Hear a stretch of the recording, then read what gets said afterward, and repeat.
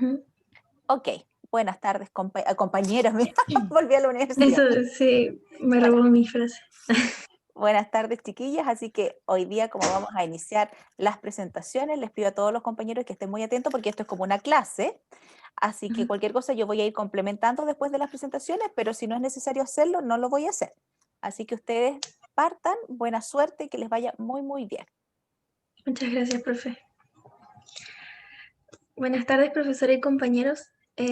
Con mi grupo conformado por Mayra Arias, Francisca Cruz, Belén Muñoz y yo, Javiera Coronado, le vamos a presentar la, el estudio que realizamos sobre la psicología social. Bueno, en base a la investigación que nosotros realizamos,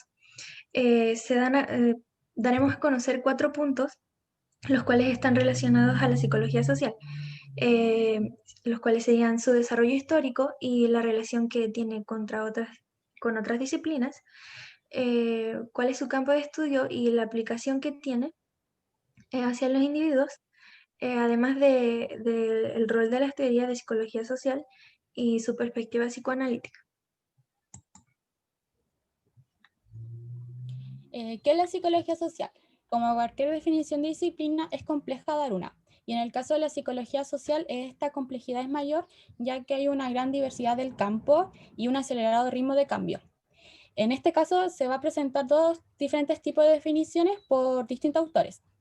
El primero es Gordon Allport, que su definición es importante por varias razones. La primera es que establece objetivos o metas de cualquier ciencia, que es el comprender, el explicar y el predecir. Luego dice que incluye los distintos tipos de aspectos de la actividad psicológica, que son los cognitivos, los afectivos y los conductuales. Tercero, destaca la influencia social que hay entre los individuos. Y cuarto, establece que el nivel básico de análisis en la psicología social es el individuo. Luego tenemos a Baron y Birney, que ellos establecen que la actividad principal, que la tarea principal de los psicólogos sociales es comprender el por qué y el cómo los individuos actúan, piensan y sienten cuando están con otras personas, cuando están con otros individuos. También les dicen que la psicología social es una ciencia que se focaliza en la conducta de los individuos y, y también dicen que la psicología social busca comprender las causas del pensamiento y conductas sociales. Bueno, como primer capítulo tenemos el desarrollo histórico de la psicología social y la relación que tiene con otras disciplinas. En su desarrollo histórico, podemos observar que de 1920 en adelante hay una definición exacta de lo que sería la psicología social. Pero anterior a esto, en 1908, se dieron índices de que hubieron dos publicaciones de diferentes libros, los cuales tenían en su título Psicología Social, pero simplemente estaba lleno de especulaciones y no tenía como una definición concreta. En cambio, ya en 1920 se realizó la primera publicación de una forma más específica de lo que sería la psicología social. Luego de 1930, en 1940 podemos observar diferentes psicólogos de los cuales realizaron investigaciones y estudios sobre diferentes temas de la psicología. En 1950 es una década importante debido a que la psicología social ya se vio como más una ciencia experimental, por lo cual a partir de esta época ya los científicos realizaron sus estudios en base a la experimentación, etc. Y en 1960 es considerada como la década turbulenta debido a que estuvo llena de grandes cambios sociales y se experimentó la psicología social en conocimiento. Además que en 1970 ocurrió una aceleración y a la vez también hubo una expansión de muchas temáticas anteriores a la psicología social. Y en 1980 se pueden observar marcadas dos grandes tendencias, la cual es la perspectiva cognitiva, que es la que asume que los seres humanos van aprendiendo a medida que van desarrollando sus capacidades mentales. Y la aplicación de hallazgos y principios, y se adopta la aplicación de hallazgos y principios, la cual está relacionada con los fenómenos migratorios y la internacionalización. En 1990 se pueden caracterizar, no, perdón, la aplicación de hallazgos y principios. No, me confundí con la definición de perspectiva multicultural. Lo siento. Belén, ya sé si la tengo que agregar. ¿Ah? Lo siento. Carmen del Cristóbal es... En 1990 se caracterizan las tres principales tendencias, lo cuales son los procesos cognitivos y de la aplicación a problemas prácticos. El énfasis en el rol de afecto, y esta, con la que me había confundido anteriormente su definición, esta sí es la adopción de la perspectiva multicultural o de la diversidad social, que es la que está relacionada con los fenómenos migratorios y la internacionalización. Bueno, podemos observar las relaciones con las ciencias conductuales, las cuales son tres: la psicología general, la sociología y la antropología cultural. La psicología general, podemos observar varias relaciones debido a que la psicología social proviene de una de las ramas de la psicología general, por lo cual se asimilan en varios aspectos. Tanto que anteriormente había una teoría de que la psicología social podría ser como la psicología en general, pero rechazaron esta definición debido a que no todas las conductas humanas es social. Y la sociología es la que se especializa en el estudio de la sociedad, las instituciones y en las relaciones con las organizaciones. Ambas se caracterizan por estudiar el comportamiento social, pero la sociología lo ve más de un tema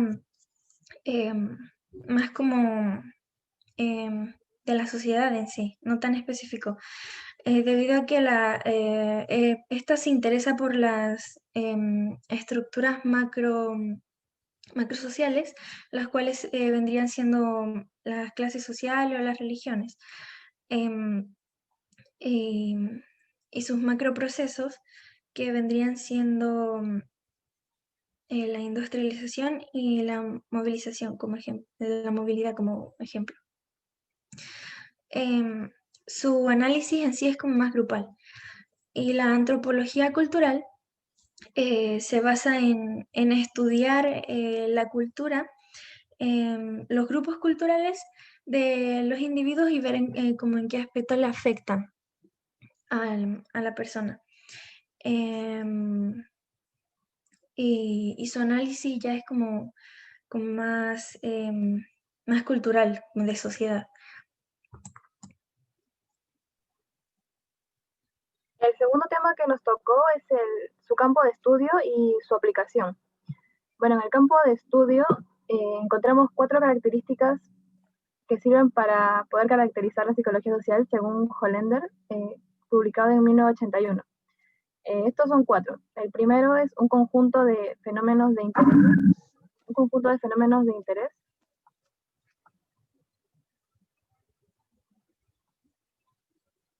Perdón.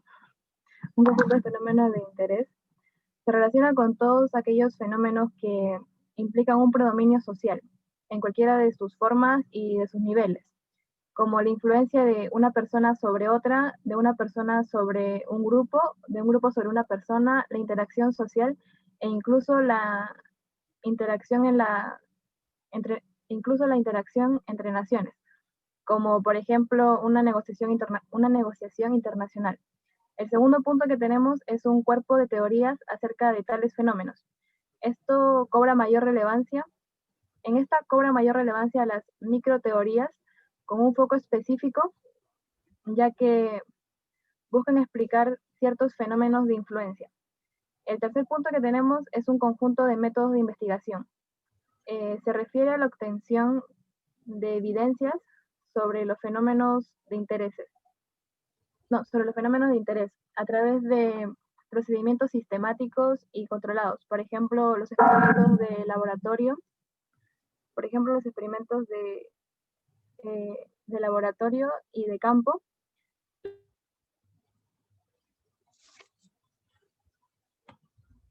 Los procedimientos de autoinforme y la observación. Y el último punto que tenemos es ir al conocimiento y a las evidencias halladas a lo largo de la investigación, ya que estas deben ser organizadas alrededor de las teorías y de sus diferentes intereses. Por ende, esta característica es una de las funciones principales de una teoría para poder facilitar su uso. Y siguiendo con el otro punto, que es el campo de estudio, con su campo de aplicación. En relación al campo de aplicación de las teorías y hallazgos de la psicología social, primeramente se enfatizó en su gran contribución a la psicología laboral.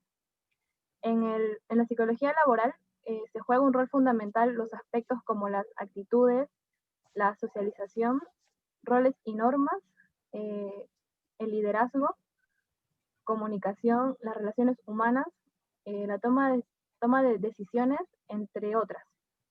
Pero sin embargo esta disciplina siguió desarrollándose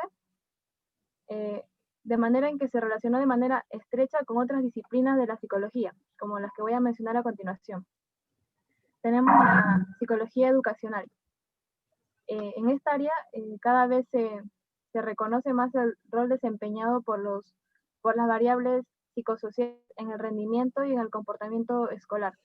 En términos del clima social del aula, también en términos del clima social del aula, los patrones de liderazgo, la comunicación verbal no verbal entre alumno-profesor.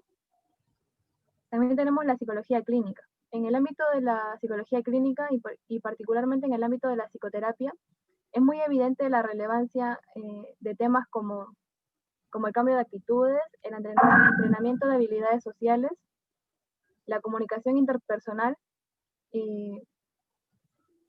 etc. Y por último tenemos la psicología de la salud. Bueno, este ámbito actualmente constituye una de las áreas de mayor aplicación de la psicología, ya que tiene una gran influencia por diversas variables y procesos psicosociales, tales como la creencia de la salud y la enfermedad, la comunicación médico-paciente, la disponibilidad del apoyo social y la expresividad emocional, entre otros. Y ahora le doy el pase a mi compañera Belén. Ya, el rol de las teorías de la psicología social.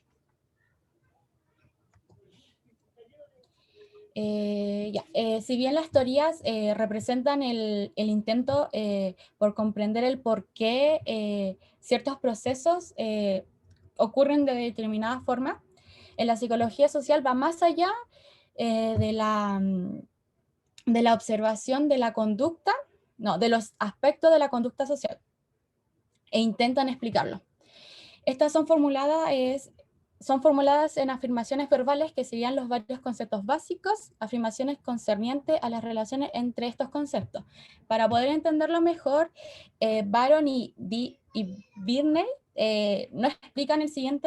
nos plantean el siguiente ejemplo. Las personas con un buen estado, con un buen ánimo, están más o menos dispuestas a tomar riesgos. Ellos dicen que las personas con buen ánimo, las personas con buen ánimo creen que tomar riesgos pueden llevar a pérdidas grandes, a pérdidas sustanciales, no tomarían tales riesgos. En cambio, las personas con buen ánimo, que ven que las pérdidas son menores, sí pueden tomar los riesgos. Y con el ejemplo que acabo de mencionar, podríamos decir que en varios conceptos básicos tendríamos la toma de riesgo, el ánimo y las pérdidas, mientras que las afirmaciones concernientes a las relaciones entre estos aspectos, se puede decir que estar de buen ánimo aumentaría la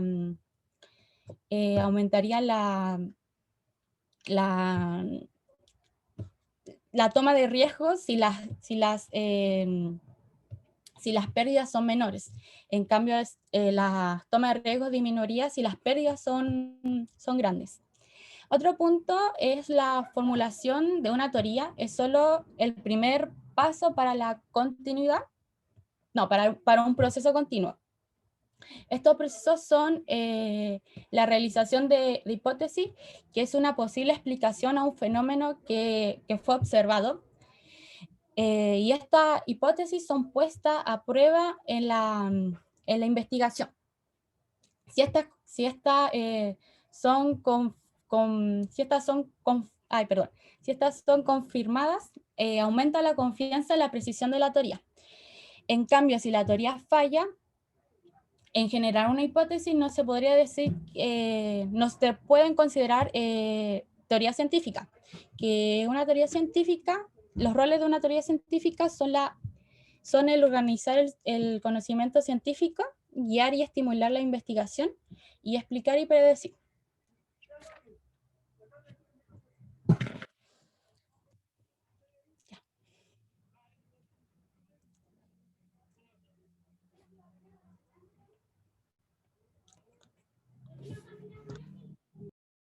Ahora continuamos con la perspectiva psicoanalítica. La perspectiva psicoanalítica de Freud establece que el ser humano siempre está en constante lucha con sus deseos e impulsos primitivos, que el hombre tiene menos control del que cree sobre aquellos impulsos de carácter primitivo, por lo tanto siempre está tratando de controlarse.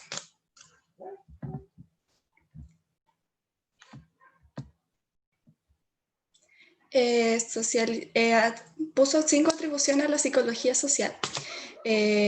Socialización del individuo. Desde pequeño el niño es asimilado en la tradición y cultura de los padres. Por lo tanto, aquí nace el superego, que es la adhesión a todas las normas sociales impuestas. La estructura familiar es que el primer deseo del niño es la madre, y se convierte en su modelo para todas las relaciones posteriores a lo largo de su vida. También se le tiene temor, ya que tiene un control sobre él. El padre provoca sentimientos de celos, odio y amor. Su madre. La psicología grupal, Freud establece que el vínculo existente entre los grupos y su líder es una forma de líbido, ya que se identifican entre sí, crean lazos porque se ven como reflejados entre ellos. El origen de la sociedad. Para esto, Freud puso como ejemplo en los libros Totem, Moisés y el monoteísmo, donde se ve que la sociedad estaba conformada por pequeñas comunidades donde el hombre que mandaba era el padre, el cual era el más fuerte. Cuando se cogía un sucesor, los demás hijos eran expulsados, por lo tanto se organizaban para matar al padre. Luego de esto se pusieron ciertas reglas para que esto no ocurra más, y ahí la sociedad nace desde la familia. La naturaleza de la cultura. Freud dice que la cultura tiene dos principales funciones. Uno, proteger a los seres humanos de todo lo que pueda ocurrir en el mundo natural, y mantener las relaciones humanas. El autoritarismo es uno de los experimentos más famosos que tenía por objetivo ver qué influía en la discriminación y los prejuicios. Se comenzó investigando el antisemitismo y se puso una escala denominada escala F para ver en qué nivel estaban. Tiene 9 componentes: el convencionalismo, que es la adhesión a las reglas sociales; la sumisión autoritaria, que es la necesidad emocional de someterse a otros; la agresión autoritaria es la tendencia a favor de la condena para todos aquellos que la incumplan, las normas. La anti-intraceptación es la desaprobación de la emoción y rechazo de todas aquellas emociones.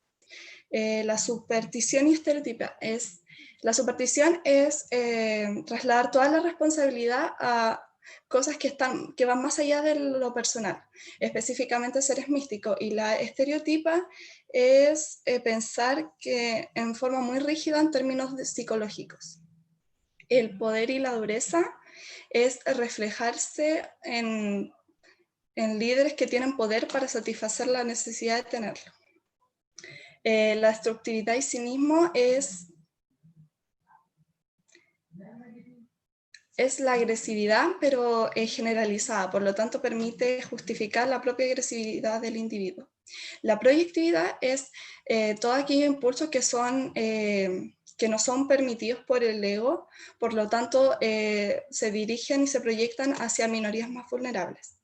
Y la excesiva preocupación por el sexo es la exagerada preocupación por términos en temas sexuales y por aquellos que salgan de las normas consideradas normales en ese término. Los investigadores utilizan el psicoanálisis para explicar esto, ya que las personas con carácter autoritario se caracterizan por un ego débil, un superego rígido y un ello muy primitivo.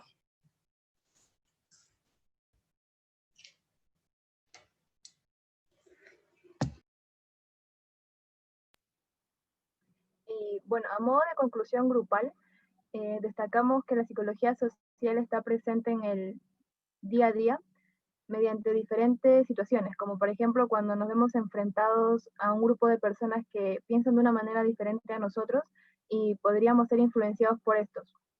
Por ende, a futuro como ingenieros de negocios internacionales, es de suma importancia considerar el estudio de esta para poder comprender el comportamiento de nuestros pares, ya sea en una organización, porque netamente somos seres sociales y siempre va a haber una interacción grupal cuando trabajemos.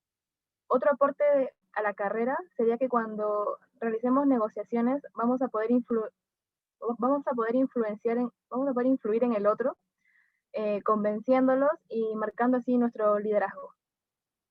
Y bueno, gracias por su atención. ¿Alguien del curso que tenga alguna consulta, duda, comentario respecto de la presentación de las compañeras?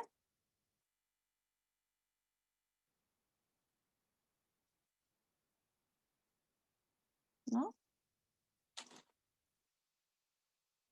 Muy bien.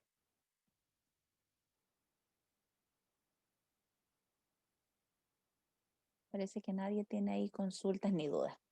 Bueno, bien, chiquillas. Para complementar de la información que expusieron las compañeras, si se fijan, la mayor parte de la información es lo mismo que ya hemos estado revisando la mayor parte del semestre. Por ende, ahora era profundizar un poco más algunos contenidos y algunos aspectos y describirlos con mayor detalle. No obstante, en la teoría de Freud aparecen muchos elementos que también son del ámbito clínico, pero que también a veces son abordados desde las organizaciones. Bueno, Freud es el padre del psicoanálisis, ¿verdad?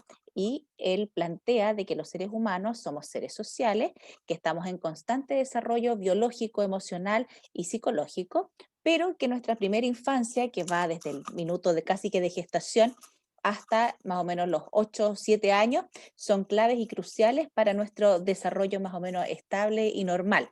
Es decir, si en estos años o en esta etapa nosotros tenemos los conflictos bien resueltos, una buena relación con la madre, que ya si fijan ahí, él mencionaba que era una figura de autoridad, de poder, es tremendamente intrapsíquica en los seres humanos, en particular en los varones, ¿ya? Por eso a veces uno se burla, dice los hombres son mamones y que están como enamorados de la madre, porque a veces es más fuerte el complejo de Electra, el complejo de Edipo que el complejo de Electra, que es todo lo contrario. Entonces, lo que dice Freud es que nosotros tenemos estadios evolutivos durante esa primera infancia. Entonces, nosotros pasamos, una vez que nacemos, por una etapa que es oral, después viene una etapa que es anal, después viene una etapa que es fálica, y después viene un periodo que es latencia, y ya después viene la etapa de la pubertad. En cada una de esas etapas hay ciertos tipos de comportamientos que los bebés o los niños van teniendo y que por supuesto están en una interacción con su medio. Entonces, por ejemplo, los bebés cuando son chiquititos, su primera forma de conocer y de acceder al mundo es chupándose la mano, chupándose las patitas, todo se lo meten a la boca.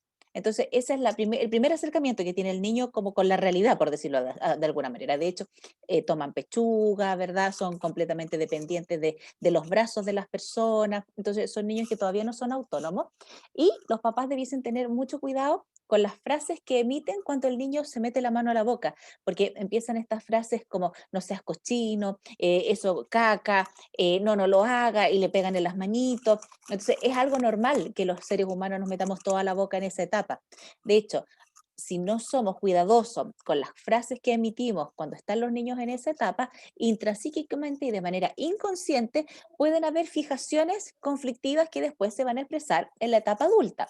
Y por ejemplo, se expresan porque estamos hablando de la oralidad, se expresan con exceso de tabaco, o sea, consumo de tabaco, exceso de comida, son personas súper ansiosas, o personas también que de pronto tienen cuadros de anorexia o de bulimia. Entonces hay como un conflicto que ocurre en esa etapa que es tan temprana y con los niños tan chiquititos, que después se vuelve a expresar en la adolescencia y en la adultez si es que no se logra resolver ese conflicto. Después de la etapa oral viene la etapa anal. Ya los niños tienen como 2 a 3 años y la etapa está caracterizada por el control de esfínter. Entonces lo que es retener y expulsar, ¿ya? Entonces, por lo general, los papás también emiten juicio respecto del comportamiento. Pues hay papás que, por ejemplo, están comparando a los niños con otros niños, con los primos, porque, uy, pero es que este ya hace caca en el baño y tú todavía no. Uy, este todavía se hace pichí en la cama. Entonces, las personas para poder llegar al control completo de los esfínteres, tiene que haber también una madurez neurobiológica que permita que el niño controle eso, ¿ya? Entonces, muchas veces hay un tema de socialización en donde uno lleva al niño, está educando como el hábito, que se siente en la taza del baño, que ya no use los pañales, pero eso hay que dejarlo que también fluya, porque si nosotros presionamos mucho respecto de eso, también los niños se sienten estresados y pueden quedar fijados con temas justamente de esa etapa. De hecho, hay dichos que están vinculados justamente a esa etapa, que una persona es cagao, ¿ya? Cuando alguien es como muy dadivoso y muy generoso, es como que fuese una persona muy buena para expulsar, ¿ya? O alguien que cuando es muy retentivo, es decir, que retiene las heces, es alguien que es más bien apretado, es alguien que no es generoso en lo económico. Entonces, esos comportamientos en los adultos, por lo general, están vinculados a temas que tienen que ver con esta otra etapa, que es la de la etapa anal, ¿ya? Después, el niño evoluciona a un tercer estadio, que eso está caracterizado por la etapa fálica, en donde los niños, aparte ya de reconocer como el tema del control de esfínter, haber pasado por la fase de conocer el mundo a través de la oralidad, los niños también empiezan a conocer todo el ámbito que tiene que ver con los genitales. Entonces los niñitos se tocan su cosita, las niñitas lo mismo, de hecho ellos juegan como a mostrarse ahí sus presas. Entonces los niños, en esa etapa eso también es normal. Es normal, muchos papás también empiezan a tener calificativos respecto de eso, y que eso no está bien, que eso no se hace, que los niños son cochinos, que no te toques ahí. Entonces, en esa etapa los niños hacen eso por un tema de autoconocimiento, de autoexploración. No es que el niño toque o la niña se toque sus genitales por un tema de satisfacción erótica vinculado a lo sexual, porque hasta ese minuto todavía no tiene conciencia de la sexualidad, sino que está en un proceso de exploración. Entonces, en todos esos estadios que estamos mencionando, los seres humanos necesitamos de criterio de parte de los adultos para poder vivir esa etapa como un proceso normal. ¿Por qué hablo de esto? Porque muchas veces en la etapa adulta, dentro de las organizaciones, aparecen personajes que tienen a veces una tranca o un conflicto vinculado a algunas de esas etapas. Entonces, por ejemplo, yo me acuerdo que hace un tiempo atrás estuve en una empresa donde había un cabro, no era jefe, pero era como encargado de un área, era un ingeniero y era bien encachado y todo, era bien guapo, pero era como súper desubicado, pues súper desubicado. Le tiraba tallas a las compañeras de trabajo así como en doble sentido, a más de alguna le había dado un agarrón en el traste, así como en la cocina, a modo de broma. Entonces, él decía así como, ya, pero si es una bromita, si es algo como inofensivo.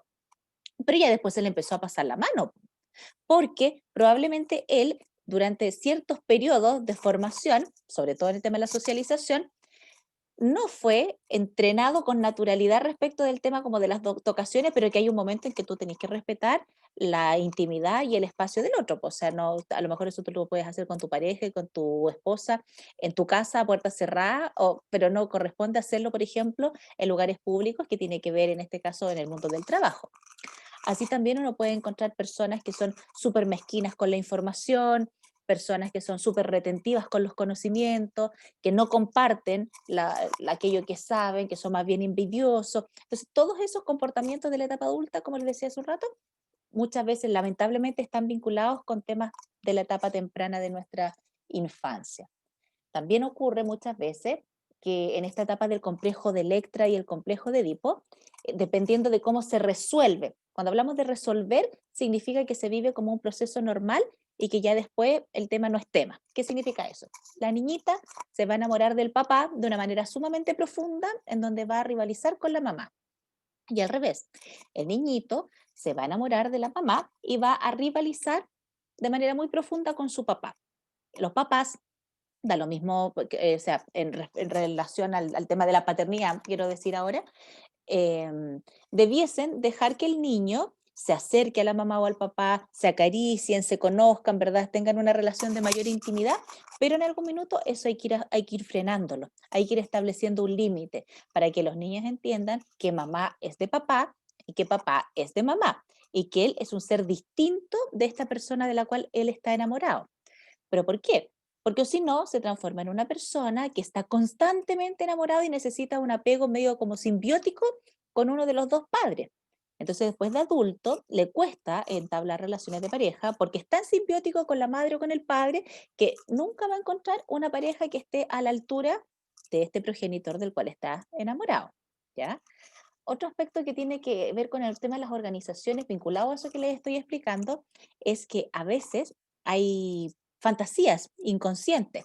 Entonces, yo me acuerdo que una vez llegué a una organización donde la mayoría estaba como súper enamorada del gerente general, po. La secretaria de gerencia, las personas que trabajaban en el área de marketing, que trabajaban directamente con él.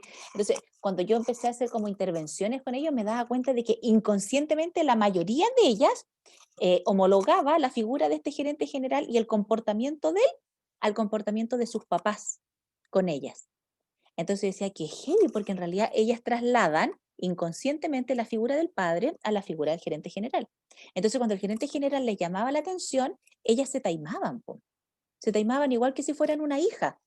Y el gerente general de repente decía, oye, pero yo no entiendo las minas, no sé por qué se molestan, si ella cometió un error, metió las patas, entonces yo no la maltraté, pero le llamé la atención, fue una conversación a lo mejor un poco más compleja. Y claro, las chiquillas inconscientemente tenían la imagen de que a lo mejor el gerente general iba a proceder con ellas de la misma manera en que procedían sus papás. Entonces ahí aparecen estas fantasías que de pronto son inconscientes, o sea, las fantasías siempre son inconscientes, pero que están vinculadas a estos enamoramientos que pueden tener, por ejemplo, las mujeres del papá. También me ha tocado estar en organizaciones donde la situación es al revés.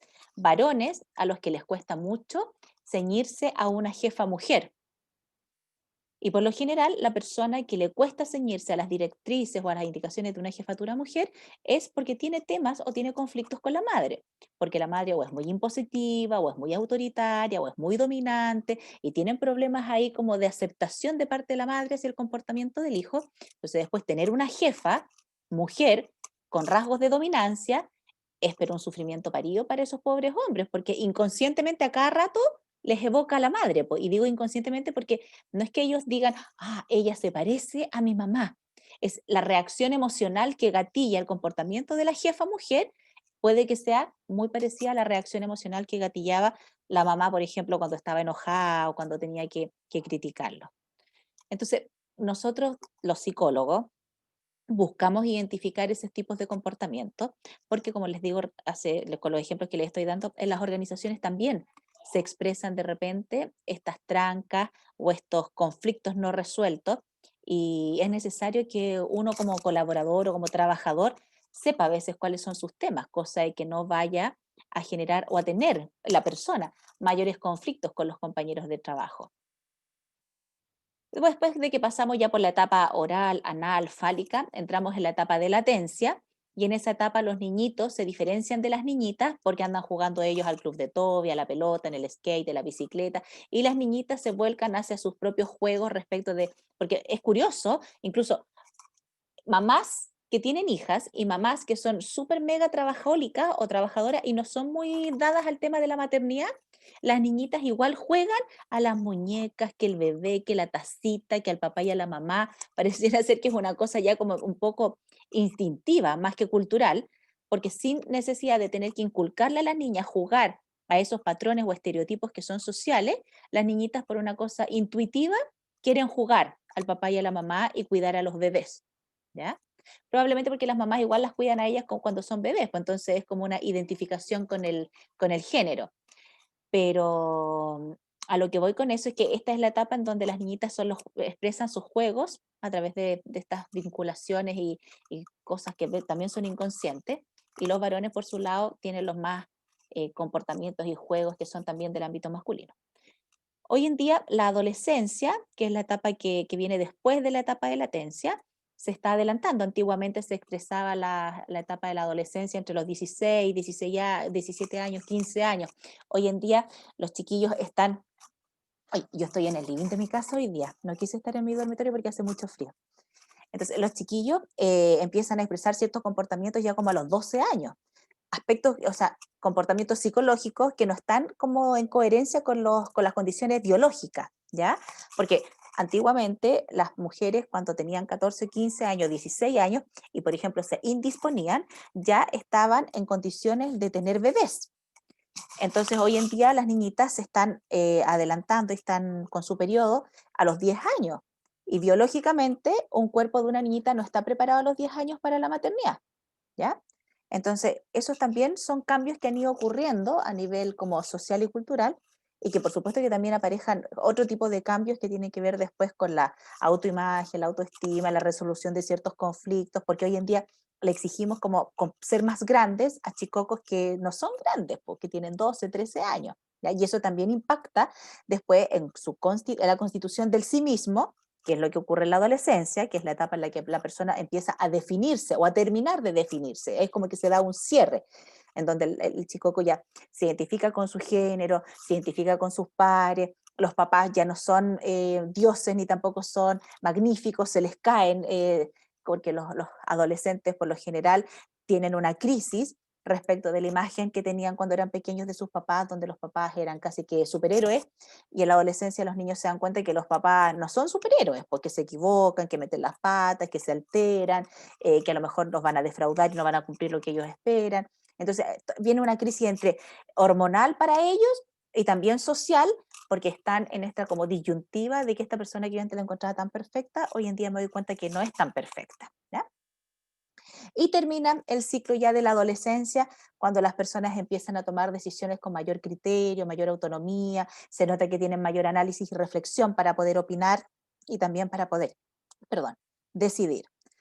Entonces, todos estos estadios que ocurren antes de la etapa adulta son etapas en las que nosotros vamos, por supuesto, constituyéndonos a nivel como individual, inconsciente, a nivel personal, pero también estamos en una constante interacción con el medio, y esa interacción es crucial para el comportamiento y el desarrollo psicoemocional, también a veces sexual, a futuro, y de cómo nosotros nos vamos a expresar cuando seamos adultos dentro de las organizaciones.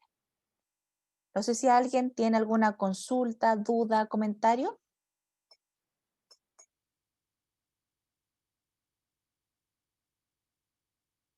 Yo por lo menos no. Y en el chat dicen también que nada. No, ahí dicen que no, profe. Muy bien.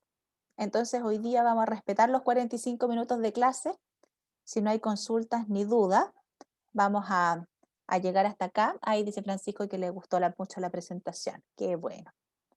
Así que la próxima semana estaríamos tomando los otros 4 temas que vienen con el otro grupo de compañeros, y ahí nuevamente yo vuelvo a complementar alguna información que no está precisamente en el texto, ¿ya? No es que las chiquillas no lo hayan considerado, no hayan estado preparadas, sino que el texto no lo aborda. ¿Estamos? ¿Cómo, profe? Que se me cortó lo último que dijo. Que les digo que la próxima semana entonces nos vemos y partimos con la presentación de los otros 4 temas. Y yo voy a complementar al final de la presentación, igual que hoy día, con la información que no está en el texto, ¿ya? Pero que también es importante que ustedes la tengan, la manejen por lo menos. Vale, profe. Gracias. Chao, Ya, profe, que esté chiquillos, bien. cuídense, que estén Cuídese. súper bien. Chao, cuídese. Chao. Tenga buena Chao. semana. Gracias, igual. Chao, chao. Chao, profe. Chao, cuídense Chao, mucho. profe. Chao, chao, chao.